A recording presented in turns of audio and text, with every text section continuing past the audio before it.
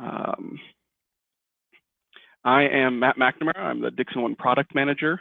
Answering questions if anyone submits any questions off to the right of their GoToMeeting control panel is Jeff Reno, Scott Halsey, and Rachel Kellett. Before we begin, I just want to announce our inaugural DicksonOne user meetup. We'll be doing live demos, soliciting feedback directly from users, discussing our product roadmap, tips and tricks. It'll be a networking opportunity for our users, and we'll also have a day full of food and prizes. It's in Chicago, Illinois, and will be on May 12th. That's a Friday. For more information, you can visit that URL down at the bottom, but we will be including that in our follow-up email as well. Open to people outside the Illinois area, as well as any company and industry, users and non-users as well. Alrighty, like I said, if you have any questions, this is the box you'll use to enter your questions. It'll get sent to us. You may get a direct response, but we will also address some of the more pressing questions or popular questions out loud to the group. Before we begin, we're going to set up a poll really quickly. We're curious if anyone has already attempted to use the alarm escalation functionality. So we're going to leave that up for maybe 5 more seconds. Alrighty. So we have most people have not attempted to use the functionality just yet. So good, we're starting fresh. Alrighty. So DicksonOne, we have users who have never used the system before. They signed up for this webinar from our main email. So I did want to take a minute, just one slide, to cover what the DicksonOne system is. DicksonOne is a cloud-based environmental monitoring system, so currently supporting temperature and humidity. It receives data from loggers sent to it by data loggers that are connected to the internet. It can send email, text messages, and make phone calls when excursions occur, and those are custom excursions to your application. And it also allows users to view and report on their critical data anywhere, anytime. If you're not a user and want to get in touch with us, feel free. We'll have some contact info at the end. So today we're going to talk about alarm escalation. What is alarm escalation? What does that mean? The use cases, how to configure an escalating alarm, best practices, and then at the end we'll do an open question and answer section. So what is it? Escalating alarms allows you to configure alarms to send notifications to different groups of individuals the longer a condition or excursion occurs. Thus far, you were only able to escalate based on increasing or decreasing temperature and or humidity. Now you can actually do it the longer the condition exists. You can notify different groups of people. There are 3 main uses.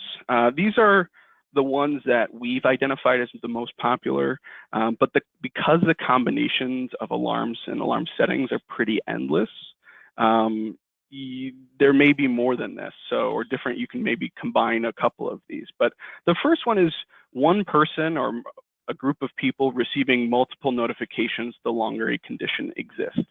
So this is, you just want to be notified if a condition still exists. It used to be that you'd get one notification when the excursion occurred, and then a second notification when it went back to normal. Now you can go beyond that, and you can get up to 3 notifications for a given alarm set. You can also use it to notify coworkers or peers in the event an alarm continues to exist and you're unavailable to respond. So you can be the first line of defense, and then the second line of the defense is maybe your backup or a coworker or a peer or something. And that's good if maybe you're with a patient or you're dealing with another issue in your facility. Lots of use there. Additionally, you can notify managers or other departments in case as the condition becomes more critical. So generally with our customers, we find that the longer a condition exists, the more critical it becomes, as a lot of the materials being monitored are not only temperature sensitive, but it's temperature based on timing also. So this can let you, maybe you're again, first line of defense is you, the person actually interacting with the product, but then you want maintenance or the facilities to come and help maybe with an HVAC issue, etc. So another poll really quickly. We will do the how do you envision using this functionality? That should be coming up now. We'll let that go for maybe 10 to 15 seconds or so.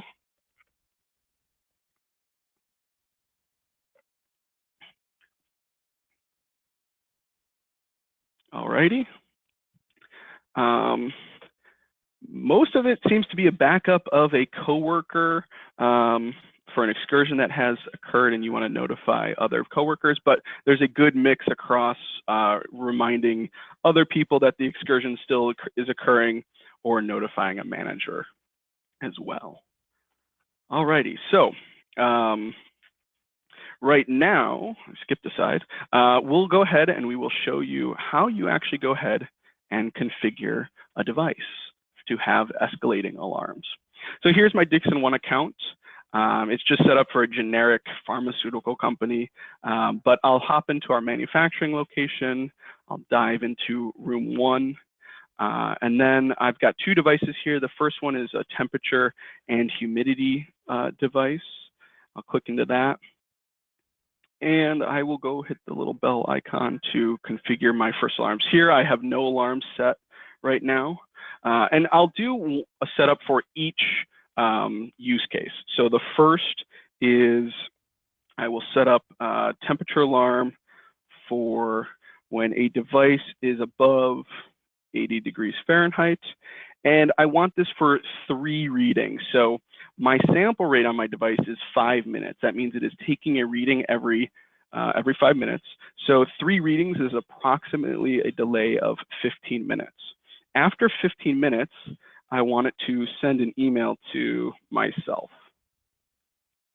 I'm going to add an escalation group or a notification group, and I'll call this one 6 readings or approximately 30 minutes. I will send another email to myself. I'm just going to copy and paste that really quick. I'm also going to add another notification here because it's becoming a little more critical. So I'm now going to add a phone number. I want the system to text me that there is an issue.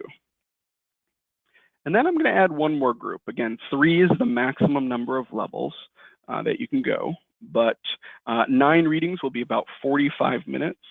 I'm going to have it send an email to me again. I'm going to have it text me again. And I'm also going to have it call me this time. So here you can see before we hit save, where you've got a temperature alarm that is above 80 degrees Fahrenheit. After 15 minutes or 3 readings, it's going to send me an email. After 30 minutes, it's going to send me an email and text me.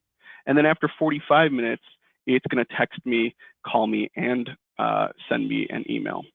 I'm going to go ahead and hit all done and save our alarm. This example right here, the first one we've done, this is an example of that first use case I mentioned where one person wants to receive multiple notifications the longer the alarm occurs. So now I'll go ahead and I will set up use case number 2, where you notify a peer or a coworker, etc. I will do the same conditions again, above 80 degrees Fahrenheit. I will say 3 readings here again. And at that 3 readings, I'm going to have it send an email to myself. Whoops. I'm going to also have it shoot me a text message. And then I'm going to add another group. This time, instead of adding myself, well, I'm going to add myself, but I'm also going to add a coworker. and I'm going to say 5 readings, so about 25 minutes here. We are going to send an email to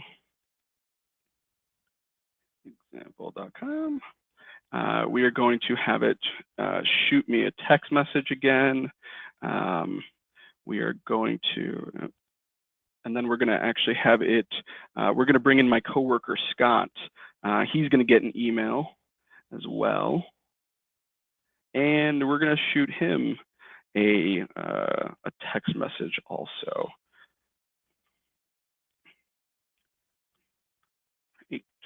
Alrighty, and this time I'm not going to include a third group. I want just a maximum of 2. You can, again, have as many levels as you want, up to 3. So you can only do, you could choose to do 1, you could choose to do 2, you could choose to do 3, or any combination thereof. Alrighty, and so this new one, this is when the temperature is above 80 degrees for 3 readings, do the following. After 5 readings, do this following, where we have looped in a coworker. And again, you could add another coworker in at another tier, at another number of readings there. And now we'll go ahead and set up the third use case, which was notifying managers of other departments. So we'll go ahead and choose temperature again. We're going to use the same conditions, is above 80 degrees Fahrenheit. And we're going to say 3 readings once again. And we'll use Matt. So I'm the first line of defense here. You know, I'm the one that's monitoring. This is my area of work, so I should receive the first notification. 377. Then we're going to say we're going to add another group. So for 6 readings, so about 30 minutes. We're going to send an email to me again. I should continue getting notified. We're going to add a text message. We are going to also loop in Jimmy. Jimmy is facilities, and he'll be helping with any HVAC issues. So, and we'll send a text message to Jimmy as well.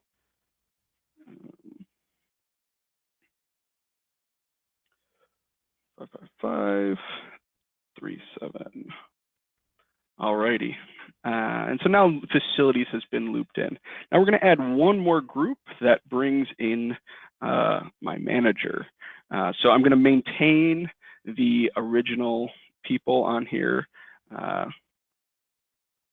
You're going to text me. There we go. I'm going to email Jimmy again. You're going to continue to text Jimmy.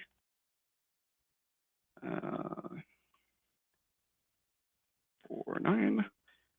And then we're going to bring in my manager, as I said. So we've got Chris at example.com. And Chris also wants a phone call. So he's going to receive a phone call when this occurs. So that third group right here, this is that third use case where we have, if the temperature is above 80, after 15 minutes or 3 readings, email Matt, spelled my name wrong, but email Matt, send a text message to me. We are going to send a text and email to both myself and Jimmy, the facilities guy, after 6 readings or 30 minutes. And then after an hour, if this is still an issue, we will email all of us, as well as loop in my boss, Chris, and we're also going to give him a call. And so that is how these are configured. You can pause these alarms, much like traditional alarms. And when I say traditional, I just mean how they used to be. So you can pause and activate them at will. They all get tracked. The editing, creation, that gets tracked in the audit trail like it used to. And these are still compatible with alarm templates. So you can configure these with in templates so that you don't have to set them up repeatedly. So that's it for the live demo section of demonstrating the functionality. The system will, if when an alarm with escalation is triggered, it will send one notification per each level, and then one once the alarm has cleared. So you can get up to 4 notifications if that occurs.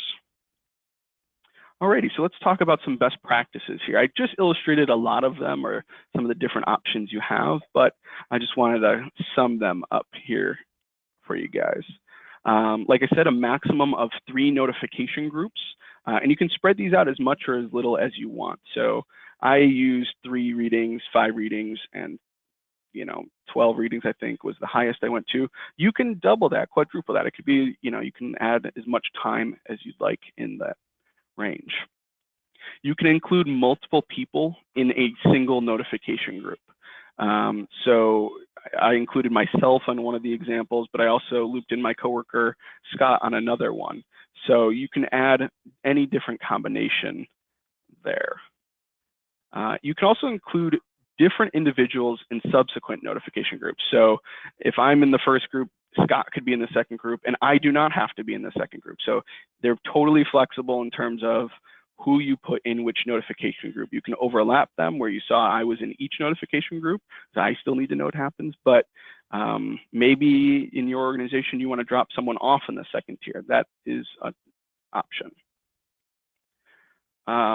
You can have an individual in 2 out of 3 notification groups and still have a third group that does not include them. So, or you can have an individual in 1 of 3 or all 3 groups. Again, it's just that there's a lot of flexibility in terms of who can be included in what tier. You can also mix and match the notification types. So on any given level, you can receive phone calls, text messages, and emails. You can also sound the alarm at the physical alarm of the device at different levels. And you can repeat that in different tiers or do different notifications at different notification groups. Not reporting alarms. We had a lot of requests previously to allow customization of the delay on not reporting alarms. Originally, it was 16 minutes was a hard number, 16 minutes plus a little fudge factor. But now it will respect the delay you've put in there. So if you have a 3 reading delay, it will respect that delay. Now, this is only compatible with our 2nd generation devices. So if you bought our loggers a few years ago, those have to still be hard-coded. That technology does not allow for this, but our newer devices, the DWE, our basic display logger, or our touchscreens, the TWE and TWP, you can configure this on those. We recommend keeping them at about 15 minutes or 3+ readings. I can't say one or the other because your sample rate will change. If you have an hour sample rate, then 3 readings is immediately 3 hours. You can shorten this. You can do it longer. You can do it shorter.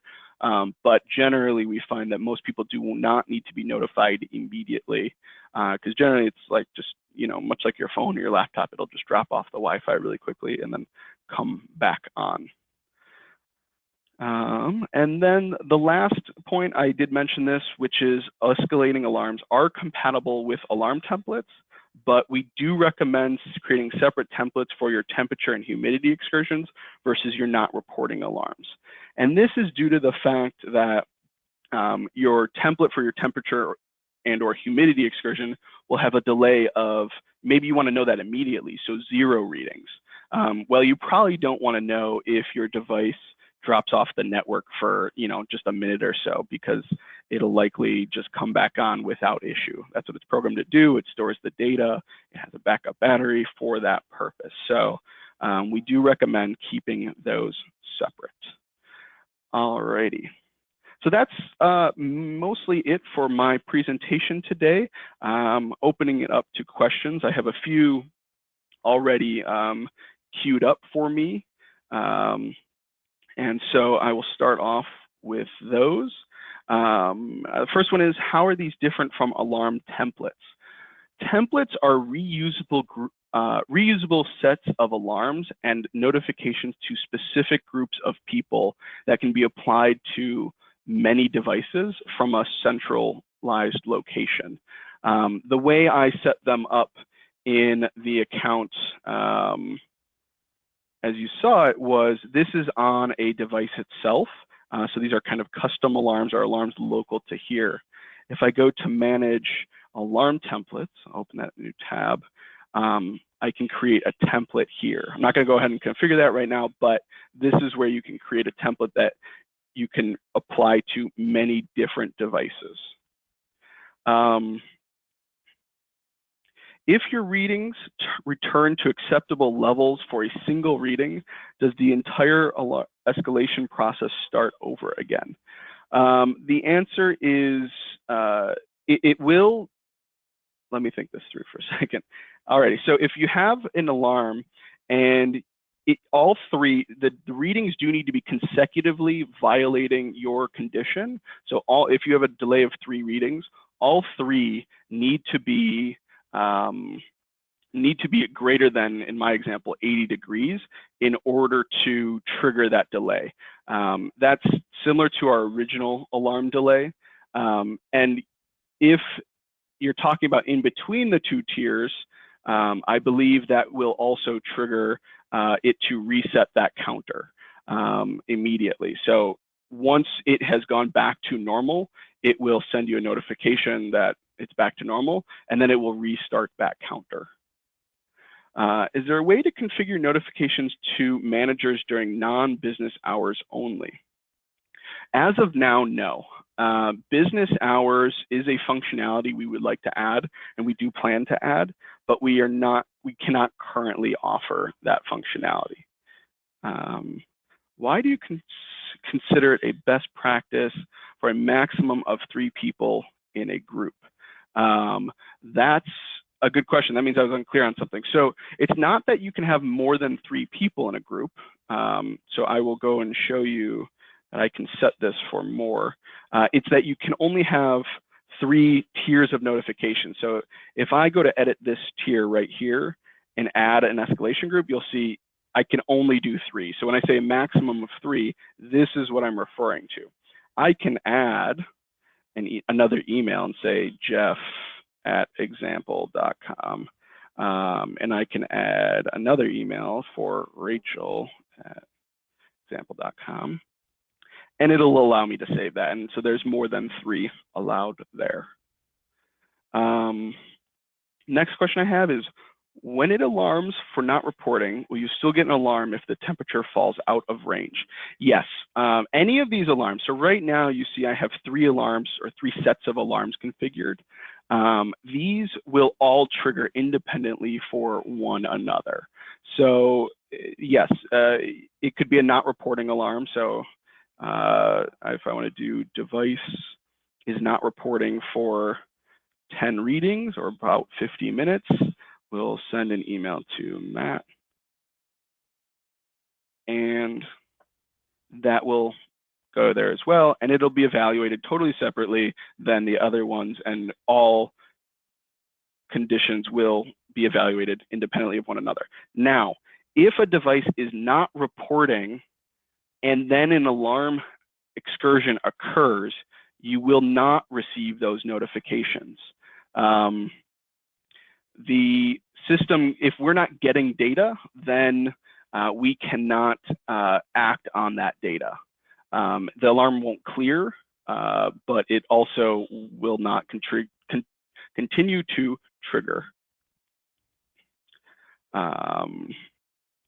We're getting some specific use case questions. We'll do our best to answer those separate from the webinar. We do get an export of all the questions, so we will definitely follow up after directly if we were unable to get to a specific question. Looking for the next question right now. Is there any way we can configure alarms for all the devices together? Yes, that is what alarm escalations are for, or excuse me, alarm templates are for.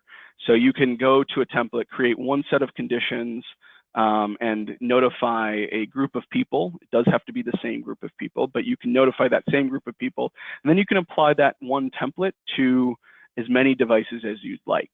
You can also create different templates. So if you have multiple locations, you can create a template that notifies group A and another template that notifies group B, and they can also escalate within their own kind of separate organizations there. The reference line option, what does that mean? So this user is referring to this option right here. And I'll go ahead and I'll set an alarm for above 75 degrees, send an email, and we will check that. So a reference line is a way to add a visual indicator to the graph of what the threshold is. You can actually do custom ones that are not tied to alarms, but here, what this will do is this will add a reference line to the graph. So I'll hit done. It'll save that one. We'll go to the production floor logger. And we're not in a view that can show 75. And now, so here you'll see now there's a dotted line that shows at 75 degrees, there's a dotted line that shows that that is the threshold. So that is how that works.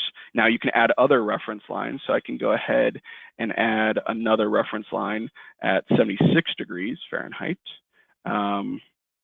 You'll see that's now appeared on the graph as well, but that one is not tied to a logger. So you'll notice if you delete this one, you'll be deleting the alarm as well. And then, or excuse me, you will not be deleting the alarm, but you can't edit it here. You'd have to edit the alarm to edit that one. This one you can edit right here. You can update it. I can make this one 75, and now that's saved there. So now there's none at 76 and one at 75. As a manager, how will you know if the employee has received a call and is aware of the alarm? The best option for this is to use the acknowledge feature. I am going to create an alarm that will absolutely trigger. So we're going to say temperature is below 100. For 0 readings, shoot Matt an email. All done. And we're going to go back to this device. I'm going to change the sample interval down to 60 seconds so that we get the alarm sooner rather than later. And I'm going to wait for that to trigger. While we're waiting on that, someone had asked a question prior to the webinar, which was, will acknowledging an alarm cancel the next escalations? And to be honest, we had not thought of that functionality, but it is a very interesting option. We're going to look into what that takes from an engineering standpoint. And I do like the suggestion. Right now, it is not possible. I'm going to go ahead and refresh. Alrighty, so now we have 2 alarms that have triggered. And you'll see, it's a little hard to see right there because they're both at the exact same time, but there's our flag. And you'll notice down here, we have 2 acknowledge buttons. So as a manager, your SOP might call for, or standard operating procedure, might call for someone to have to come into the application or the mobile apps and hit acknowledge. And all acknowledging does is it acknowledges that Matt McNamara has come in here and at this time and date has come in and proactively acknowledged this alarm has occurred. And then a lot of customers will also say, they'll add context to what is happening. So the bay door left open. You can save that comment, and then a manager might come in here and add another comment down below, just acknowledging that it's been reviewed. If you have a refrigerator open, you can say the refrigerator door was left open. Again, very, very flexible. This is a hardware question. A device will still retain temperatures during a not reporting phase, or I guess it's, will a device still retain temperatures during a not reporting phase? And the answer is absolutely.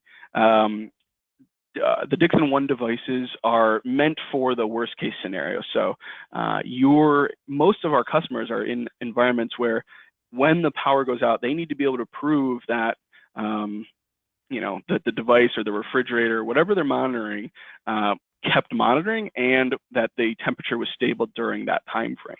So the devices, depending on which generation device you have, our newest devices, they have the basic one, the DWE, has a battery life of about a week, maybe a little over a week. The touchscreen has a battery life of about 72 hours, or a long holiday weekend. And what will happen is the data will get stored on the device itself, and once whether the power comes back on or the network comes back up or its internet connection, it will start uploading that data immediately. So that's how the data is backed up and how the power is addressed. Next question. Is there any way that the system is able to keep calling or texting you until you confirm you receive the call? Currently, when I get a call, text, or email and miss the notification, I won't get another call until it goes back in range. So this is our direct answer to that problem. Originally, our application only sent one message when it came in, and then one message when it came out, or went back into range, I should say. The functionality allows you to set up to 3 notifications, and that can be all to yourself or to different people or any combination thereof. And so that is what will happen. That is how we are addressing that functionality. When we did our analysis to see if we could keep calling or keep notifying, the cost to do that was just so prohibitive due to the average duration of an alarm in our system that it just became, we wouldn't be able to price the system appropriately to meet that need. So that's one of the reasons we put in the delay, or the maximum number of 3 notifications. So that's our answer to this. If you haven't gotten the all clear, your assumption should be that the condition still exists.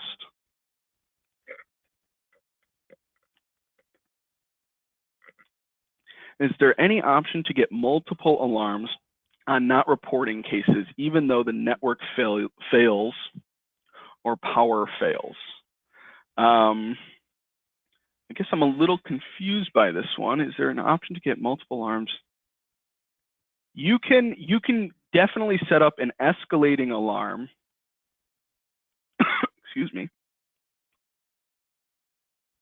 For a not reporting alarm. So I'll go in here, I will add, if it's still not reporting at 20 readings, now notice it's doing the math based on my 1 minute sample rate because I changed that.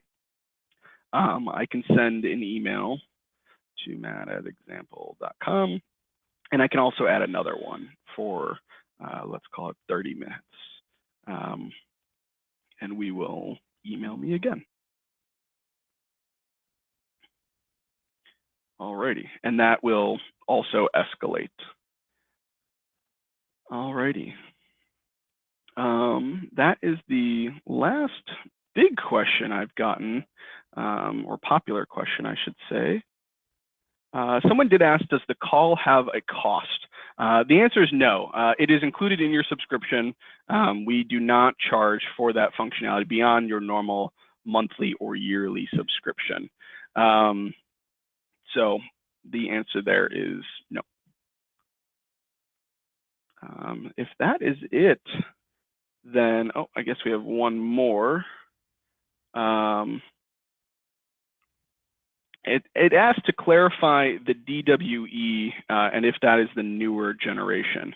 The newer generation is one of these. This is our touchscreen model. And this guy right here is our basic DWE model. Both are our generation 2. They both support Wi-Fi or Ethernet. They support replaceable sensors. And that is in contrast to, for example, WFH20, This is one of the older ones. Maybe yours looks somewhat like this. It might have a different probe. If it's an Ethernet one, it won't have an antenna. These were Ethernet or Wi-Fi only. So newer generation, when we say that, or second generation, we are referring to these guys over here. Anything else? I'm just checking to make sure no other questions are coming in. Well, we appreciate, oh, we got one right in the, right in there. What is the easiest way that the alarm doesn't go off when you're putting away vaccines and the door is open and the temperature falls out of range? This is actually a very common question that we get. And the answer is, honestly, you shouldn't set it so that you don't get alarms. If you are monitoring drugs or vaccines or any product for that matter, you're monitoring to know when the temperature has affected them. Now, if the question is, at what point does it start affecting them? That, in the case of drugs, you need to talk to the manufacturer of that to know at what time is relevant, or your auditor, or if you're part of the Vaccine for Children program, you can talk to your coordinator.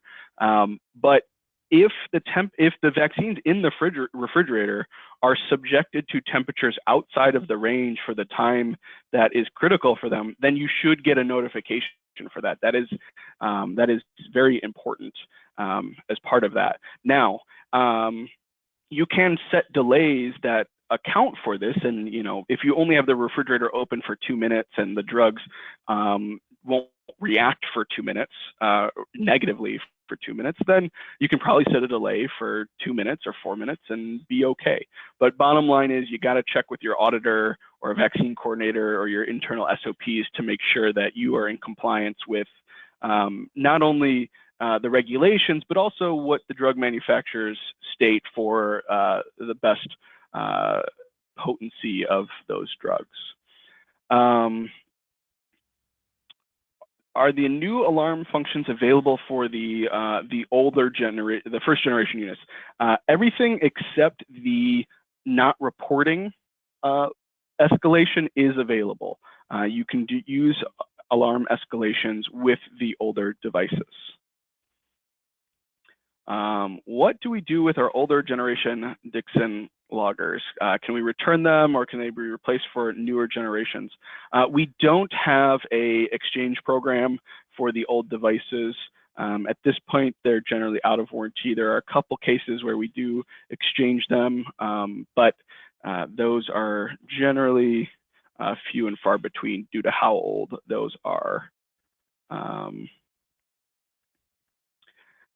Does the monthly subscription come with the same features as the annual subscription? Yeah, let's talk about that for a moment. The monthly subscription option, that is a relatively new feature, new this year, and that was introduced to we had a lot of people that didn't want to go to the next plan because they had 26 out of 50 devices, and so it was kind of a big jump in that tier. So we do now offer the option to pay with a credit card subscription. It's $3 per device per month. It includes the exact same functionality that the yearly subscription includes. You just pay month to month, but you have to provide a credit card within the system. That is the one catch there. So that is the option. We have recorded the webinar, so we will be sending that out. It'll be on our blog. You'll get an email with it in case you came in late or have any additional questions. There are a few more questions have come in, so I want to make sure we're getting those.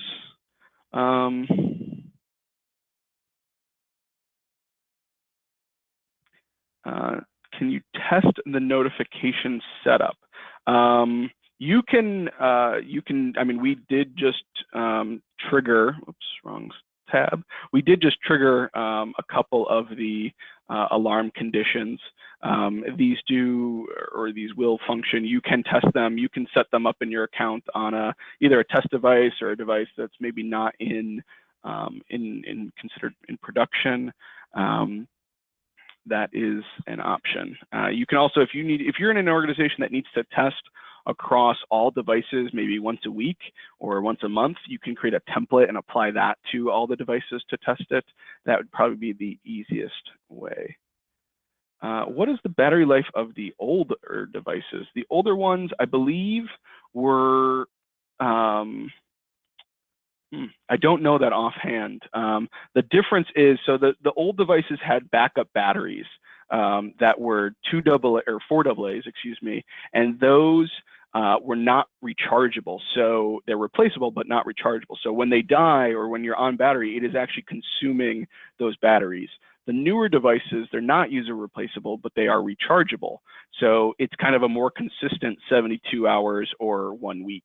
So that is something that's a big difference. So to estimate the battery life, I think when they're full, you definitely hit that 72-hour mark. I don't know if you hit a week. That will depend. Also, if you have the sound alarm option on, that will decrease the battery significantly, as that takes up a lot of its power.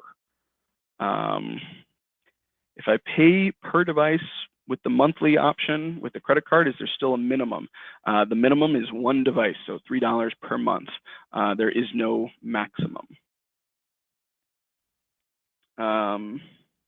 Is the graphing report working on the iPhone yet? We cannot see it on our cell phone. Do we have to have Wi-Fi hotspot to see it on?